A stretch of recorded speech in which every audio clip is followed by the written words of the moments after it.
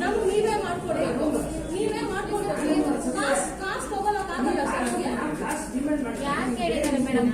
Sir ಮಾಡ್ಕೊಡಿ. Appointment tracking ತಗೊಳ್ಳಿ sir. ಯಾವಾಗ ಯಾರ್ಯಾರು ಅಪಾಯಿಂಟ್ಮೆಂಟ್ ಆಗೋದಿದ್ದಾರೆ ಅದೇ ಒಂದೂವರೆ ತಿಂಗಳಿಂದ ಟ್ರೈ ಮಾಡಿ ಅಪಾಯಿಂಟ್ಮೆಂಟ್ ಸಿಗ್ತಾ ಇಲ್ಲ. ನಮ್ಗೆ ಏನು ಮಾಡೋಕ್ಕಾಗ್ತಿಲ್ಲ. ಲೈಫ್ ಅಂತ ಹೇಳ್ತಾ ಇದೀವಿ. ಹೋಗಿ ಎಕ್ಸಾಮ್ ಅದು ಎಕ್ಸ್ಪೈರ್ ಆಗ್ತಿದೆ. ಹೆಂಗ್ ಅಪಾಯಿಂಟ್ಮೆಂಟ್ ಸಿಗೋದು? ಈ ಒಂದು ವಾರ ವೇಟ್ ಮಾಡಿದ್ರೆ ಅವಳ ಎಕ್ಸಾಮ್ 10 ಸಾರಿ ಎಕ್ಸಾಮ್ ಬಂದ್ಬಿಟ್ಟು ಪಾಸ್ ಆಗಿದ್ದಾಳೆ. ಒಂದು ಎಕ್ಸಾಮ್ ಪಾಸ್ ಆಗೋಕೆ ಎಷ್ಟು ಕಷ್ಟಪಟ್ಟಿದ್ದಾರೆ. ಇಷ್ಟು ಜೋರಾಗಿ ಮಾತಾಡೋ ಅವಶ್ಯಕತೆ